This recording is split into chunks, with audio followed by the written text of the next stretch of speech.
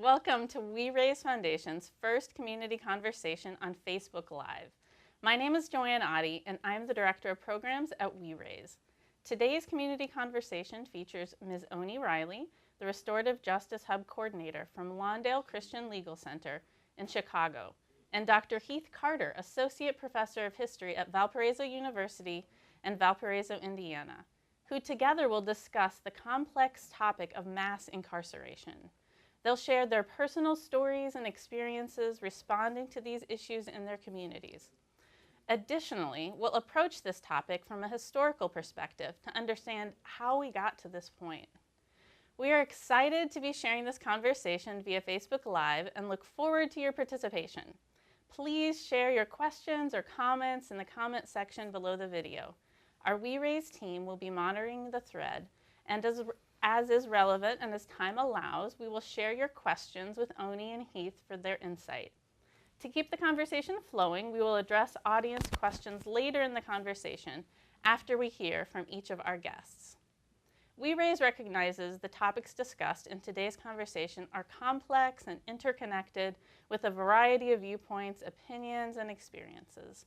Respectful dialogue and sharing of different opinions is encouraged. Meanwhile, we are deeply committed to creating a safe, open, edifying space for discussion, and per our social media policy, will, at our sole discretion, actively hide or delete any comments or users we believe are counterproductive to our intentions. You can review our full social media policy on our website at weraise.org/social media policy. We've also included a link to the policy in the comments. Today, we're discussing mass incarceration, which is the acknowledgement of the significant increase in the American prison population and how that increase disproportionately impacts people of color. For context, based on statistics from the Bureau of Justice, we see that the United States went from roughly 200,000 people incarcerated in 1970 to 2.2 million today. That's a nearly 500% increase over the last 50 years. We also know that 1 in 3 Black men are incarcerated during their lifetime, which means that Black men are nearly 6 times as likely to be incarcerated as white men. Heath, as a professor of history, you have a particular interest in the intersection of religion and public life.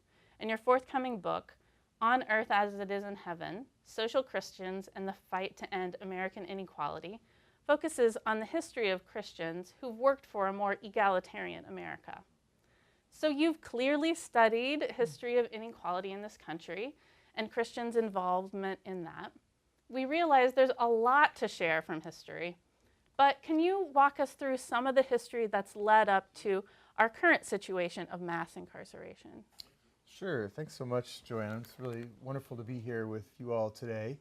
I think when we approach these kinds of questions, these are really complex and difficult issues. And one of the common presumptions that I find in the classroom and when I go around and speak to public audiences is kind of the idea that the inequality that we see in our midst in the United States today, whether that shows up in poverty rates or mass incarceration or whatnot, that inequality is somehow natural, that it has to be that way, or that the best way to understand that inequality is first and foremost in terms of the choices that individual people make. I certainly have thought various versions of those things in the course of my life and development, and it was really in studying American history that I think I came to have a kind of different account of things like mass incarceration. Where did this come from? So, I mean, this is a big question you've asked, but I'll try to give a brief overview here. I mean, I think commonly we think about something like racial injustice as being something that in the American story is headquartered in the South, that it's a Southern problem and that it's something that the North has, on the whole, been able to, skirt or at least be better at.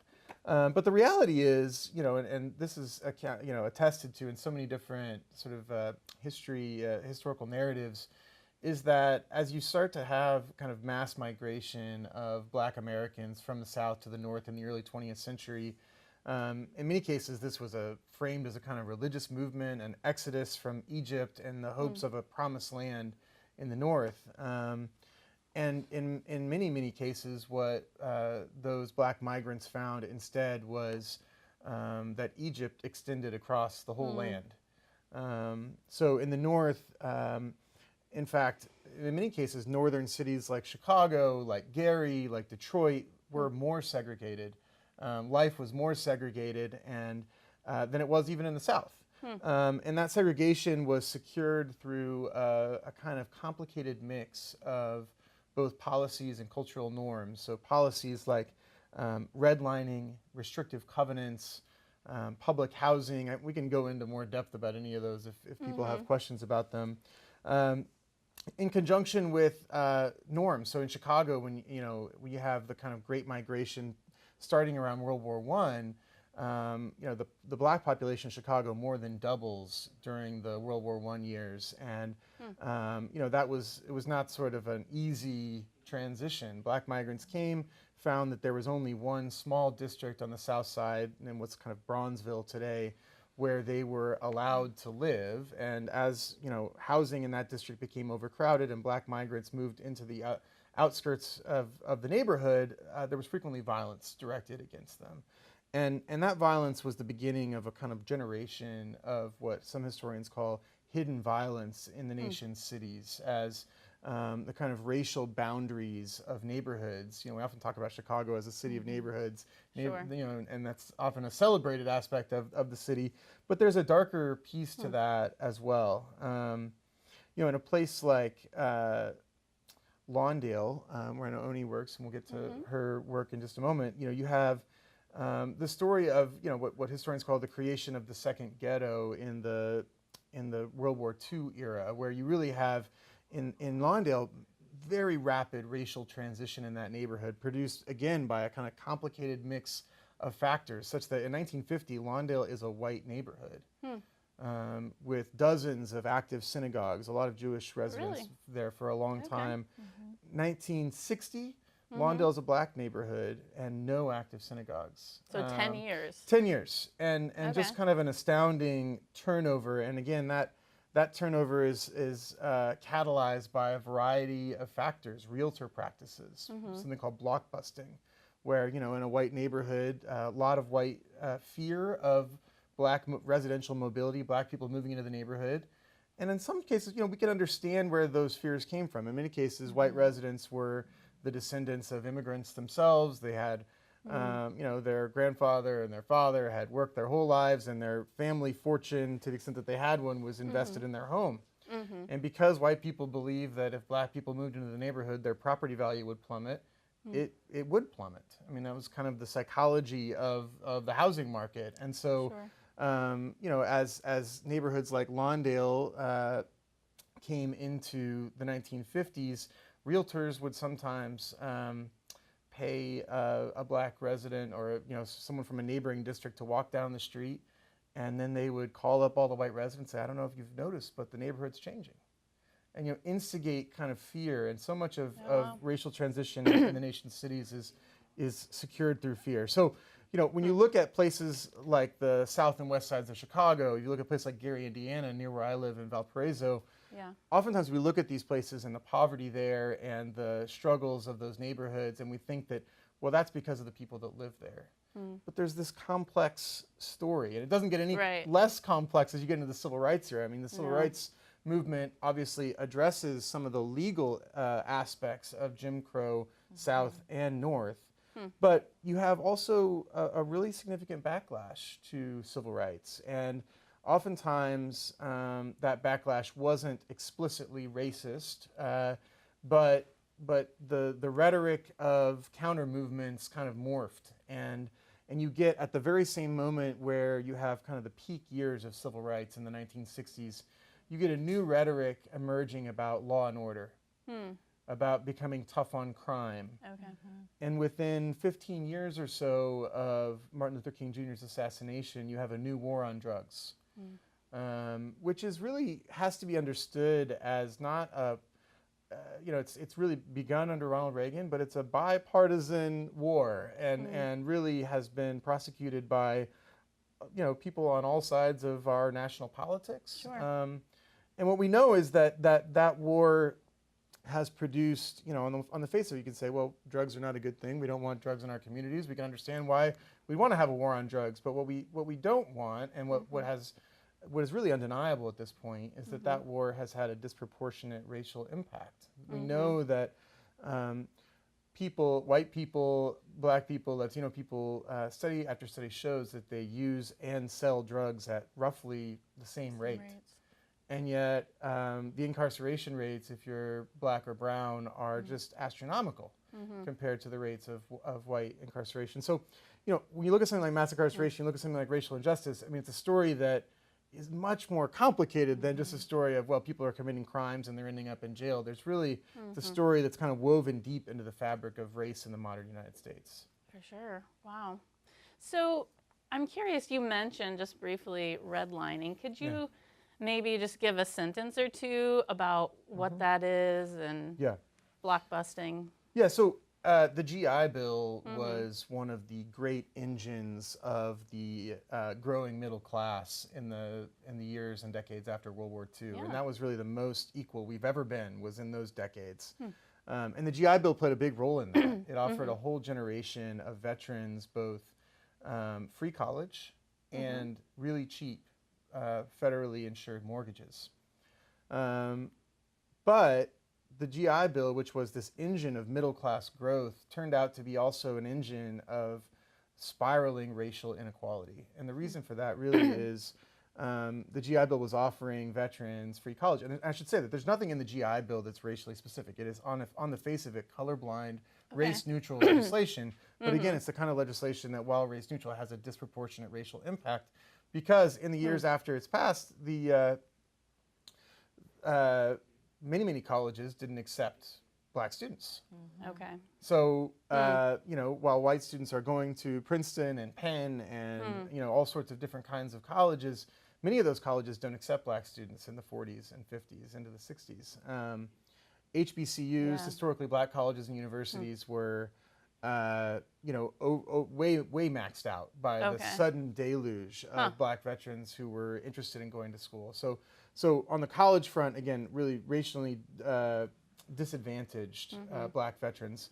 In terms of mortgages, meanwhile, the FHA loans that were available for really cheap to veterans taking advantage of this bill were oftentimes governed by these maps. They're maps called produced by the Homeowners Loan Corporation. They were color coded. So this name, literal maps. Yeah, literal maps. So if you go to the bank and you say, I want to get a mortgage to buy a home in this neighborhood, the banker would pull out a map, and these maps produced by the Homeowners Loan Corporation were color coded in accordance with risk. Neighborhoods with a high percentage of black residents were color coded red. And so a banker would look up the address of the home that you wanted to buy and say, oh, that's actually in a neighborhood that we don't offer mortgages. That's considered too risky. And so these are often homes in black neighborhoods where black residents are being charged astronomical rents because, frequently landlords, there's a housing shortage. So little housing is available to black people in northern cities in the wake of the Second World War. There's more and more black people moving to northern cities, a housing shortage. Landlords are able to charge exorbitant rents for properties in really challenged neighborhoods. And so it's understandable that black people are trying to buy their own homes so they can get out from under that kind of situation. You would think the GI Bill offers them this opportunity, but in fact they find those maps are kind of a bar against it. So that's a kind of classic example where something that should have ostensibly helped the black middle class really didn't.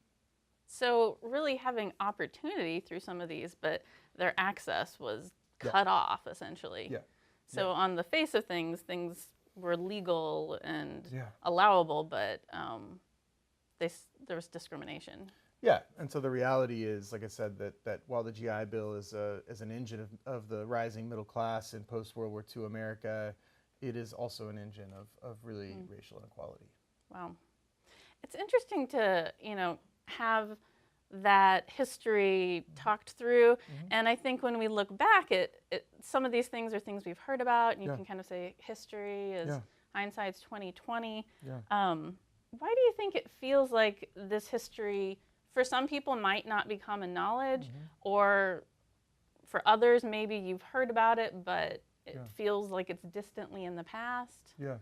There's been a lot of investment in across many different sectors of our society in the last generation in the idea that we live in a meritocracy. Yeah. The idea that, you know, here in the United States of America, you get out what you put in. And there's something very alluring about that, and in some ways that's what we want to be. And so it's understandable why people might become really attached to the idea that that's what we are. Right. But I think if you start to examine the story, and I think about even my own family growing up in the suburbs and the way that, you know, I was taught to believe that we did live in a kind of meritocracy like this. And it's interesting when you look back at those stories, though, even my own family story, my father, you know, went to college on the GI Bill. And there are these ways in which oftentimes the story of how, well, we worked hard, we came, you know, my family genuinely didn't come from a lot. My parents didn't come from a lot. And I think their narrative is, you know, we worked hard and we made it, and that's what you can do in the United States. But if you look a little bit more closely, you can see the ways in which even people who have that story have found hands up along the way. And that's certainly been true in our case. You know, I think the more that people know the history that I've just kind of given a very brief whirlwind overview of, I think what my experience is that oftentimes this isn't the history that is necessarily front and center in our primary schools and our secondary schools. But as students come to know this story, which isn't a hotly disputed story. I mean, really, historians across the ideological map kind of agree on the basics of this story. If as people get to know this story, they realize, like, wait a minute, you know, this is the landscapes that we walk through, the kind of inequality we see in our midst. It has a more complicated origin than just this story of, well, some people, you know, it's a story of successful and unsuccessful lives. That's what, you know, so. Wow. Yeah.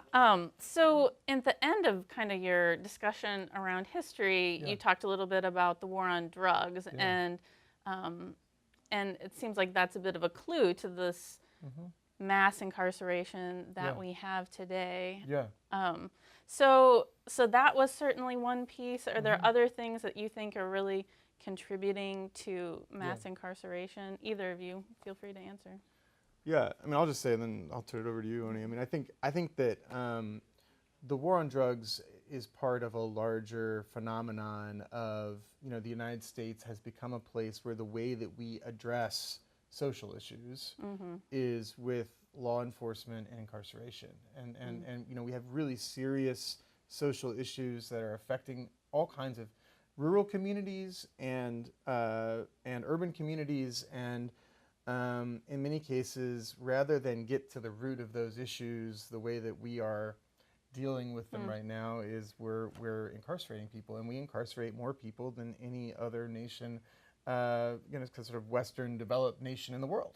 Sure. Yeah. And so that's again a generation long process with a lot of different legislation involved and a lot of different you know, bipartisan. Again, it's a, and I think now you have bipartisan concern as well about the issue, because it's clear how it is ripping apart families. If you care about families, this is an issue you need to care about.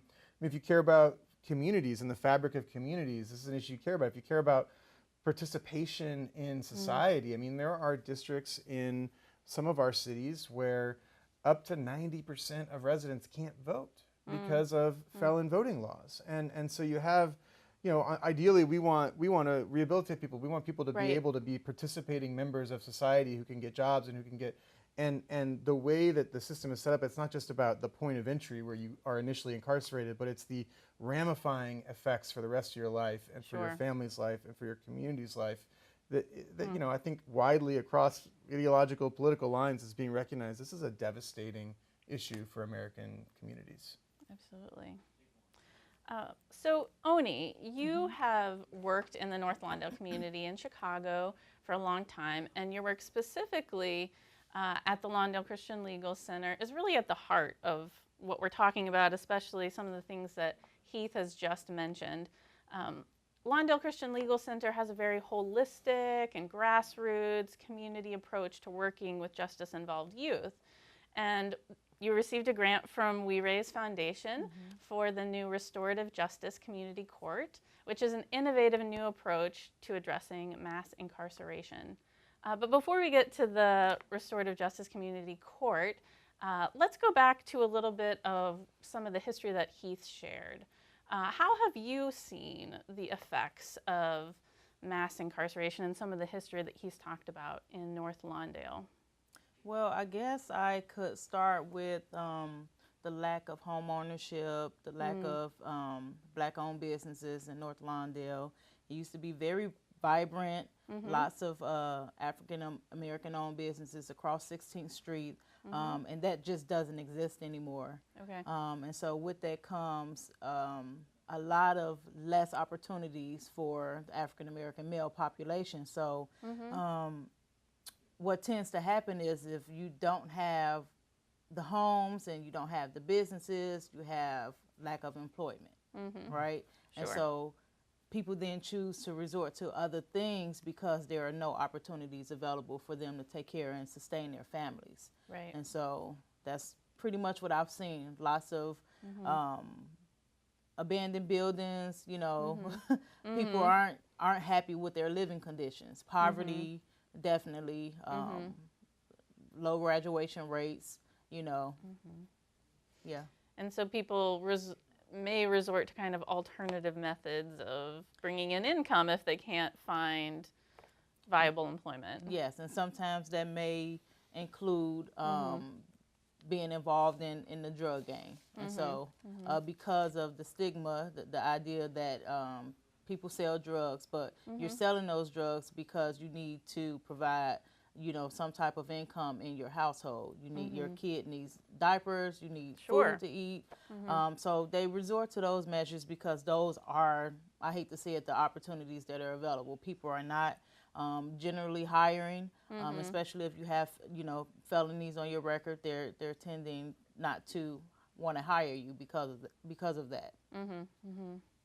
So, so thinking about what you just shared with people resorting to other things, then they're going to end up in the criminal justice system if they've been involved in something like that, or maybe other crimes. Could you share a little bit about this innovative approach that Lawndale Christian Legal Center has with the Restorative Justice Community Court? Yes. So the Restorative Justice Community Court is the first of its kind in the country. I totally just glow when I talk about it because it's just different, very innovative. So when you think about system and community coming together in a partnership and working together, it's just not something that normally happens in any big city across the country. Right. But we were able to pull it off in North Lawndale. Yes. So the court actually launched August 31st, 2017. We started taking cases in September, the next week later.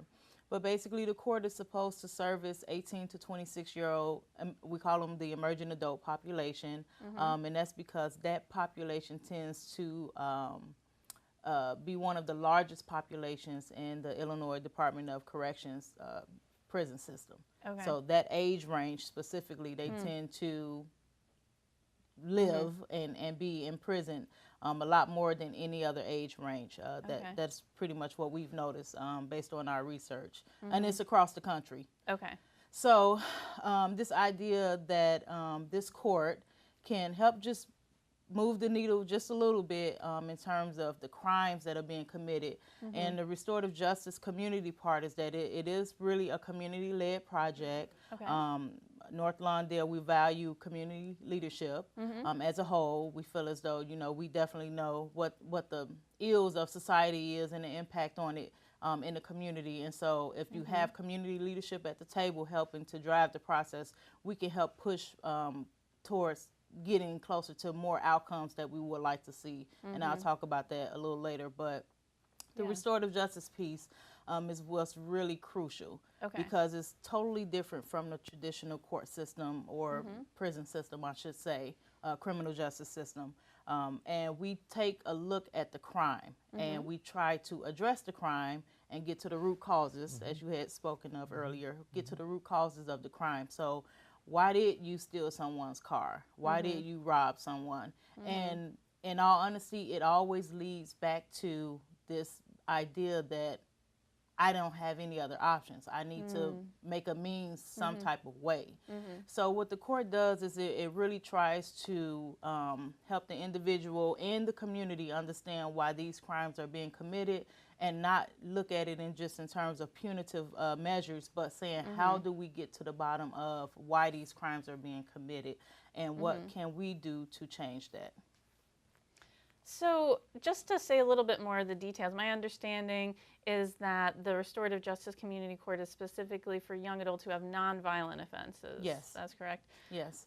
And in terms of involving everyone, it also needs to be the young adult who's been convicted of a crime, and the community, and then the victim, whoever that might be, needs to agree to be part of the process as well. Is that correct? Yes, that is true. Okay. So both have to be in agreement in order for the Restorative Justice Community Court to actually take the case. They both have to be in agreement. And what usually happens is that there's a process that takes place while the individuals are going through the Restorative Justice Community Court.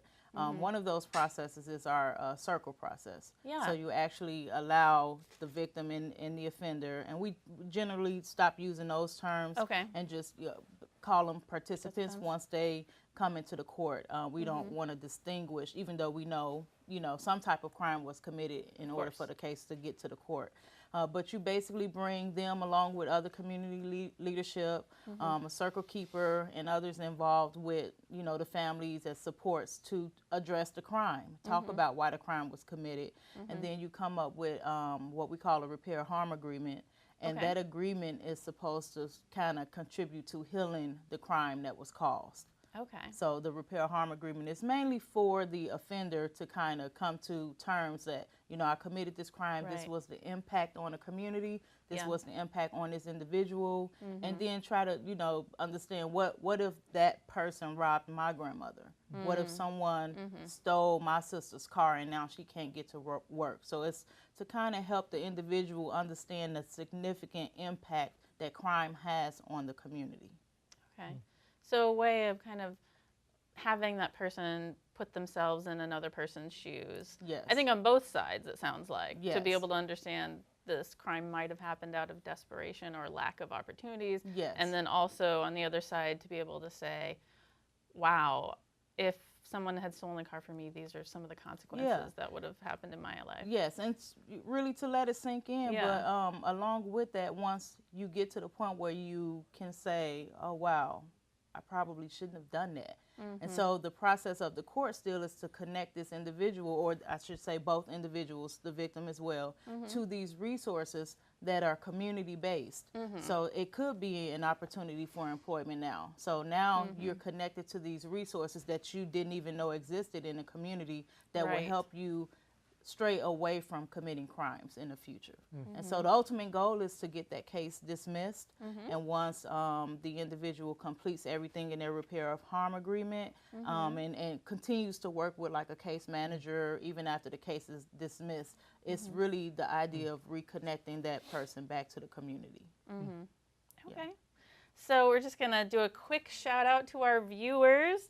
Molly Olson and Gary Hubble and Maggie Harris, thanks so much for being with us, and we hope you're enjoying our conversation. Definitely send your questions our way. Onie and Heath want to field your questions, so jump into the conversation. Yeah, I think this is a fascinating approach. Can you give us a little bit more understanding, maybe give us an example of what a repair of harm agreement, some things that they had to do as part of a repair of harm agreement, and then the resulting outcome? Yeah, so we have several cases that are drug-related cases. We call them petty drug cases, basically. And so in one of the repair harm agreements, it may, because that individual was brought into the court due to drugs, it may require that the individual does some type of drug assessment. So what we've identified though in that process is it's not that the person is addicted to like smoking marijuana. Is really, and marijuana is generally the drug that people have been caught with in these cases. But so there may be a drug assessment that needs to be done. It may also require you to go through some type of other like employment assessment, you know, to kind of see what your skills are. So do something that will help get you from point A to point B. Nothing like long term, like going to go get your college degree or anything like that. 4 years is like, you know, basically we believe in short term. Because again, the goal is to get the case dismissed, to bring, first of all, to bring the awareness of, again, what crime does in the community. But the restorative justice approach is basically helping to not contribute to locking people up, I should say. So to get that person free of the criminal justice system, but to put these other things in place. So there may be 2 or 3 items that an individual will have to work on that's in their repair harm agreement. And again, to emphasize is to get that person from point A to point B. And once that individual does those things, they have what we call status court dates, where they still continue to go in front of a judge. And you have advocates with you who would talk about the progress that you've made. And ultimately, we celebrate those status court days, because if you go back to court and you haven't picked up any other crime, any other charges, that means that something is working, right? You're not just going back out here and committing crimes. Something is actually working. So in the instance where a repair harm agreement is completed, you've done all of your tasks, your case is dismissed, and again, now you're linked to all of these services. You may have job opportunities now that come out of that. So long term is to get you not to continue to commit those crimes. Yeah, I feel like that is such an amazing outcome, that at the end of this process, not only does that individual not have that crime on their record, which, as Heath talked about before, frees them to be able to you know, get employment or go to college, or you know, have so much more access to things that they might not have had access had they had that on their record. But I think it's so powerful to hear about the community stories of connection as well, and how people were able to essentially make amends. I think that in some ways, I think that's almost more powerful to think about community healing. Yes, I agree. And I mean, we contribute a lot of that work to the foundation and what brought the Lawndale Christian Legal Center to Lawndale in the first place. Their holistic model, their holistic approach, having an attorney and a case manager, providing free legal services, because they know that, you know, I mean, at any rate, these crimes are being committed. Once you really look at, you know, blacks committing crimes and whites committing crimes, again, we can't emphasize enough how much it shows that blacks tend to go to jail longer, and to be, they live in an over-policed community, so they tend to be arrested more often, you know, so. For similar crimes. Yes, very similar crimes, yes. So it's really exciting to hear about, I think, such an innovative and exciting approach. We do have some questions from our audience. So we have a question from Tom. He is wondering, and either of you feel free to answer this, how do other countries address these types of crime? Is the United States unique in the way that we address crimes? You had mentioned, you know, the United States incarcerates significantly more people than other countries. Do other countries deal with this in the same way?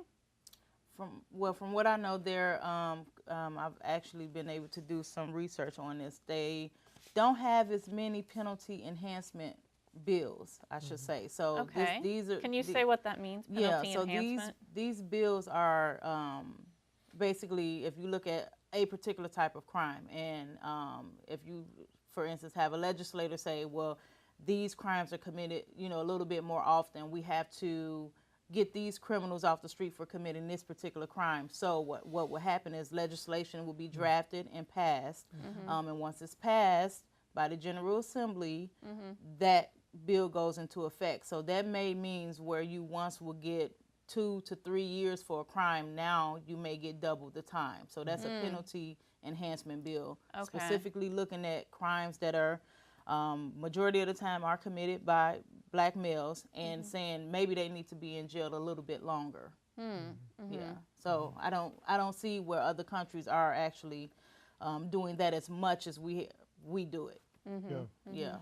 Yeah, I think there are a lot of differences in the way, and again, I really see mass incarceration as reflecting broader social problems. And so how do we address those social problems? I mean, clearly in the last generation, the way that one of the primary ways that we have responded to poverty and inequality in our society is through the vast expansion of the kind of what people call the prison industrial complex. And many people live their lives kind of always snagged in some way, in that system.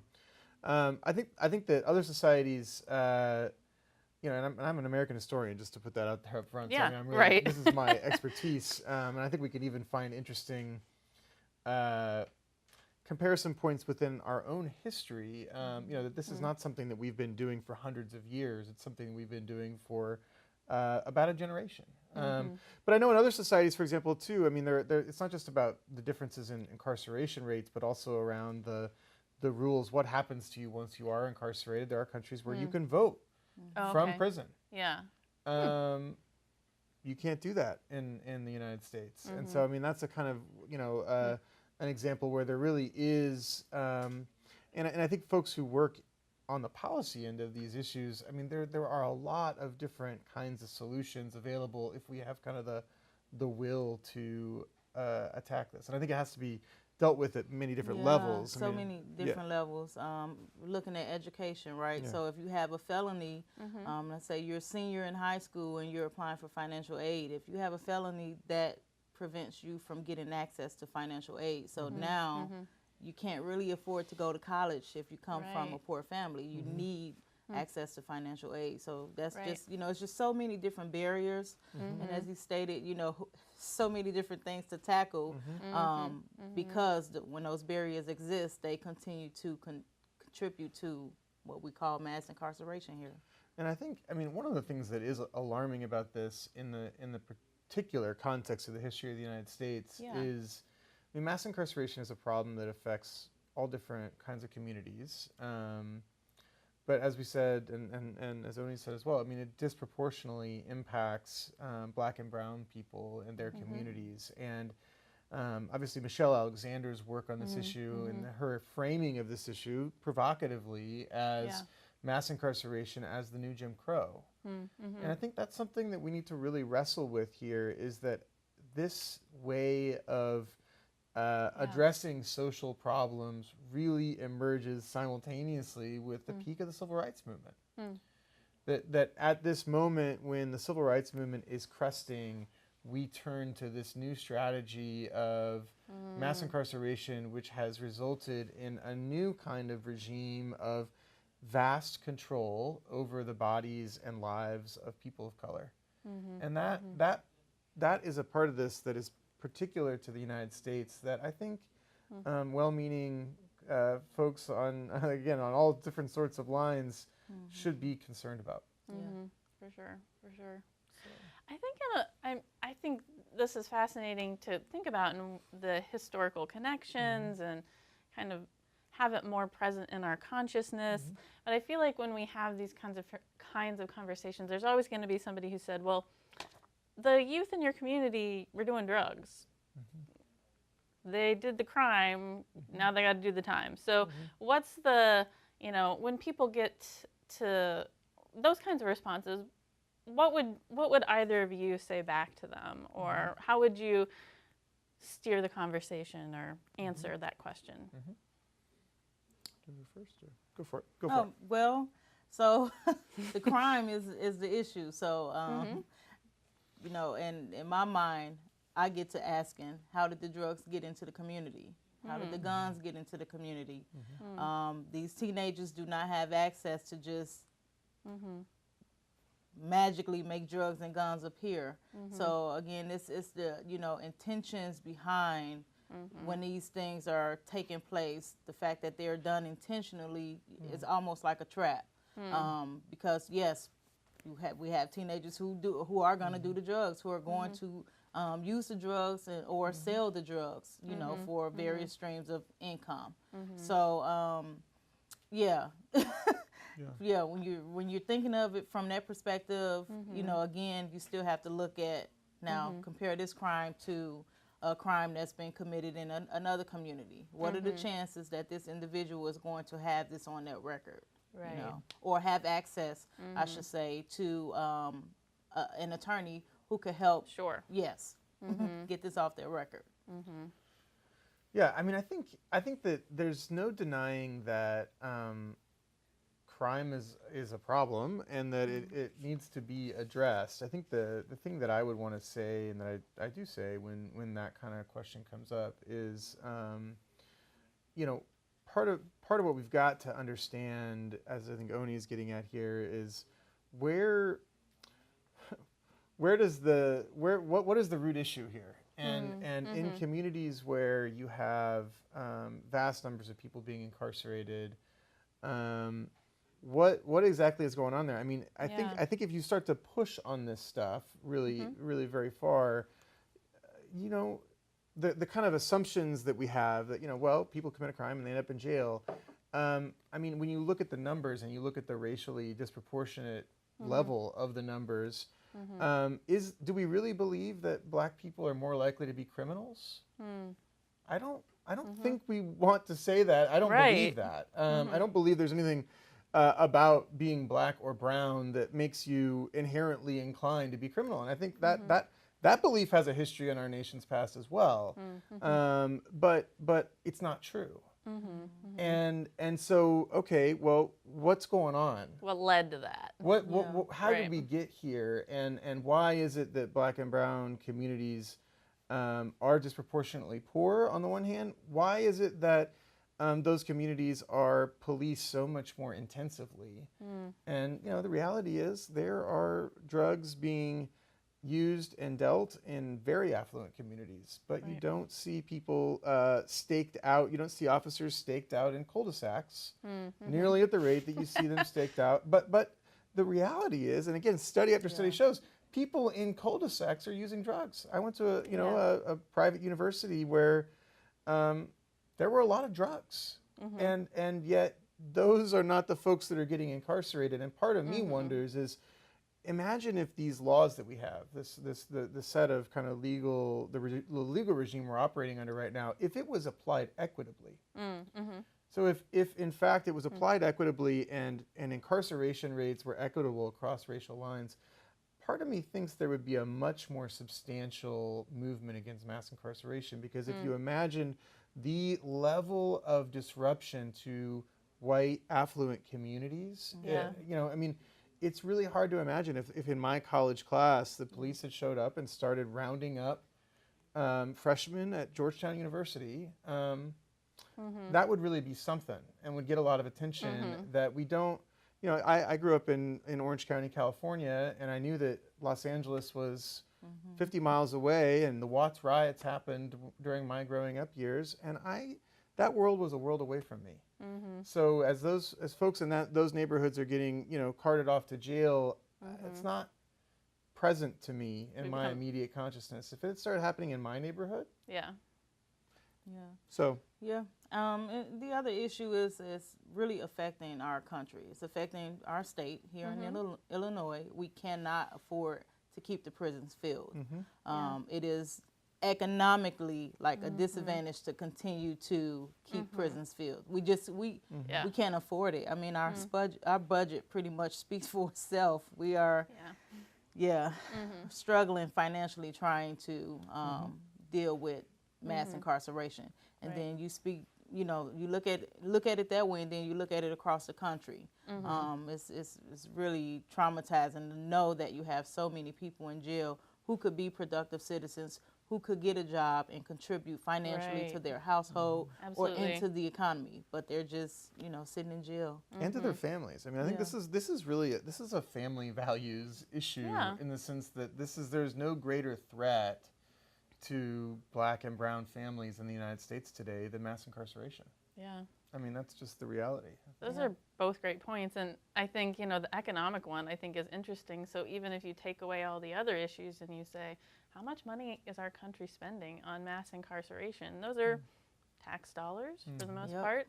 But then we have, the Restorative Justice Community Court, which is not only making amazing changes for individuals, communities, and families, it's also, by the way, saving money for the state of Illinois. And so I think the city, Yes, it is. Yeah. We have one case that we looked at where if this individual would have went to the Illinois Department of Corrections, the state would have paid anywhere between $40,000 and $52,000 to keep that inmate housed a year. Right. So that's a lot of money, That's a and huge just amount of imagine money. if that person stayed there for 3 or 4 years. Wow, now this one individual is not in jail; they're actually working. Right. Making Contributing back to their yes, community yes. and to their family. Yes, Yeah. and paying taxes. Yeah. There you go. Yeah. Yeah. Those are amazing things. So we have another question from our audience. This one is from Drew. He is wondering, we've been talking kind of focused on North Lawndale, Chicago, and even Illinois to some degree. How can we implement restorative justice practices in our own communities, just across the country? So I think the increasing awareness is what's exciting, because people want to know what it is. How do you do it? What are the practices? What are the values? So I would definitely recommend, just doing more research on what restorative justice is. It's actually not new, but it's definitely something that is starting to really, people are really starting to look and say, hey, that is a different approach. That's a different idea. I've even had people tell me that based off of like their training now in restorative justice, that they, when they have conversations about like their kids doing certain things, that they re-look at, well, why did you actually do that instead of go to your room, or you're on punishment, give me your cell phone, give me your iPad. It's really just having that conversation to give that person a voice to say, this is why it was happening. And then, I mean, you can go from there. But what I've seen mostly is that when you talk about crime, the criminal justice system, re-looking at restorative justice approaches is really what's being done, and for the most part, it's helping society. It's helping society be a little more at ease with how we look at crime. Yeah. So, I mean, this is an amazing, I think, grassroots community-based approach. And so it seems like if this were to happen in other communities, there would need to be some significant partnerships that are built. Can you just maybe name a few of the partnerships that were built for the Restorative Justice Community Court, just to give people examples of, like, if you're thinking about starting a restorative justice hub in another community, what are some of the groups that you would want to bring around? So definitely a combination of social service providers. Okay. So the restorative justice hubs is actually citywide across Chicago. I believe there are about 7 different hubs in communities across the city. But for us, we actually started in North Lawndale in January 2015. So community leadership is key. You have community leadership from, political offices, the alderman's office. You have residents who are at the table as well. You have people who are from the educational background, people from social services. And so when you bring all of these people together, the idea is that when you have someone coming back into the community, of course, from jail, or if you just want it in your high school, right? We have a lot of schools across the state where, I mean, suspension is really, really high. So to have the teachers and the counselors trained on restorative justice approaches, even that impacts, a community. Because now what you're doing is, instead of that person getting kicked out of school, they feel a sense of culture in their school. They feel, okay, now I'm not the outsider. I'm not going to get kicked out of school. People are willing to work with me on, whatever the issues were. And now you have one more person who can possibly graduate and go off to college. Right. So it's different ways, but I would definitely say take a look at the Legal Center's website, www.lclc.net. and there are some resources on there. And then you can also tap into the restorative justice hubs across the city of Chicago. Those are really good examples and contacts that could be utilized.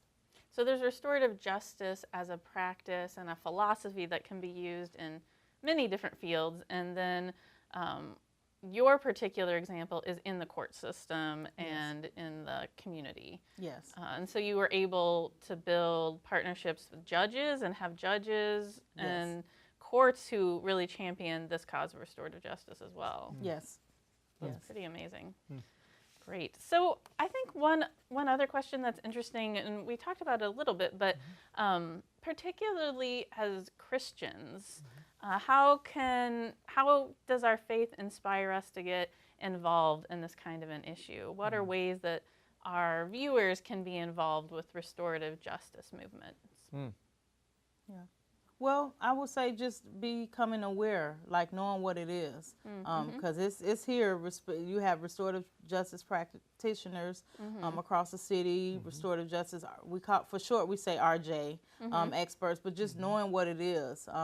You know, people are doing some really, really dynamic things with how they relook at, family life, the work that they do, working with police officers, training police departments, is really causing people to relook or transform their way of thinking.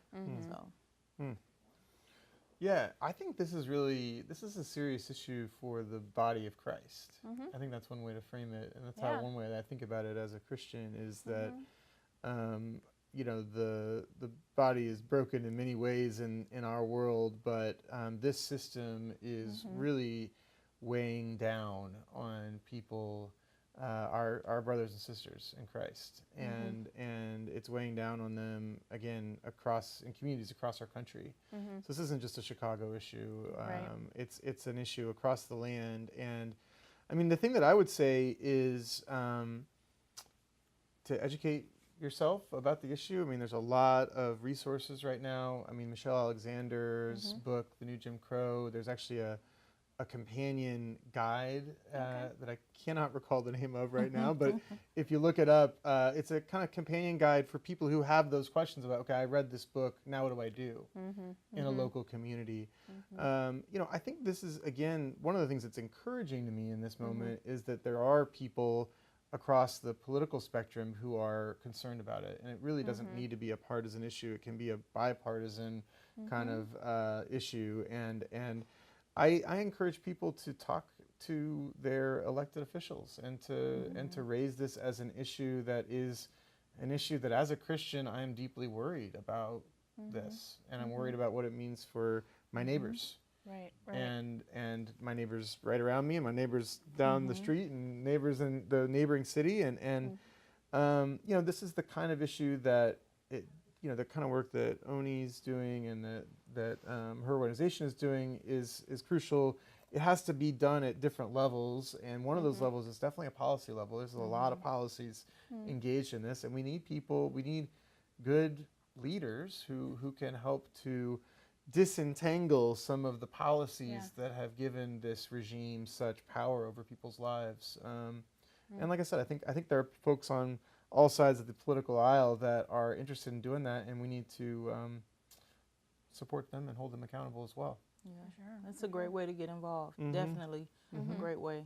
Because when those bills are passed, they impact you one way or another. It doesn't matter if you're black or if you're white. They are going to impact you one way or another. For sure. So also on this theme of, our faith and what we're called to do and be involved in, are there particular passages or scriptures that give you hope or keep you going forward in this work? Or